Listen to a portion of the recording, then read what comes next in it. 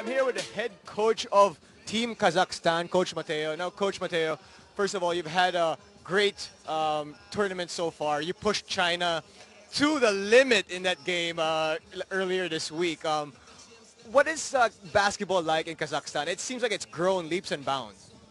Basketball in Kazakhstan is not, for example, like here in Philippines, the main sport. We have only 6 teams in the main league, in the national league.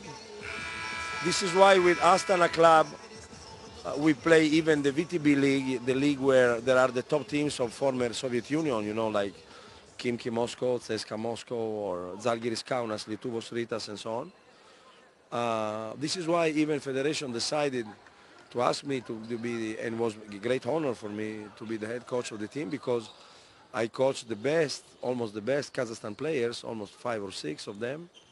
After that, there are some other guys playing in other teams.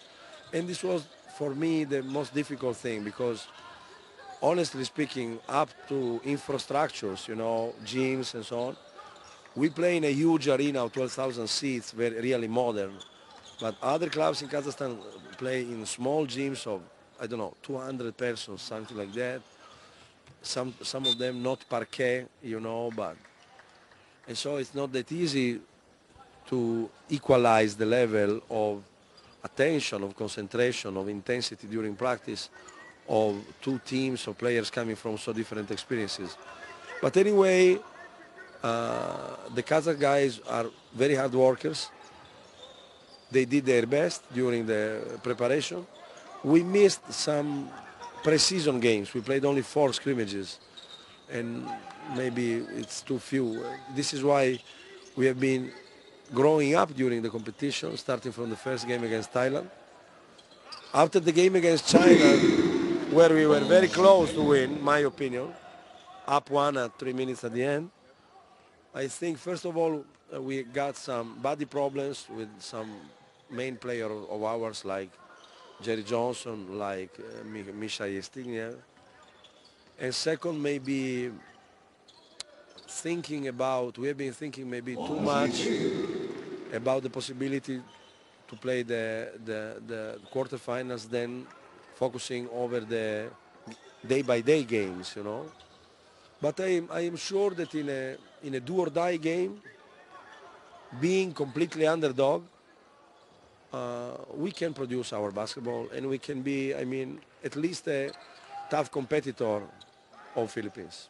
So let me ask you what the status is of Jerry. You mentioned him earlier, and we all know that he got hurt a little bit. Yeah. So what's his status now? I mean, we decided today he got in a scrimmage, in the last scrimmage before the beginning of the competition, he got a big hit on his shoulder. This is why even his shooting not that good, because he feels a lot of problems.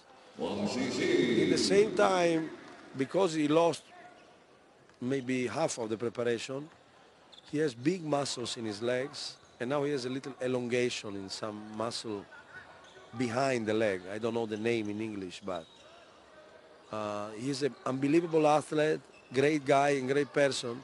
He don't know how to save his energies during the game. When he plays 100%. So honestly, thinking that China does his job means beat Bahrain, we decided don't risk Jerry, even because we don't want to risk his health. He will play, if we're going to play the quarterfinals, he will play only if we shall be sure that we'll be 100%, because we don't want to risk the health of any player just for a basketball game. You know. Now, I got to ask you, obviously you're waiting to see what's going to happen with the China and Bahrain game. If China wins, you guys proceed to the quarterfinals, where you could possibly face the Philippines. What's that going to be like for you, of course, in an atmosphere here at the home of the Philippines? You know, I think so. If you have, I was just cheating, it's clear, but if you have to die in a battle, better to die in a big battle, you know. And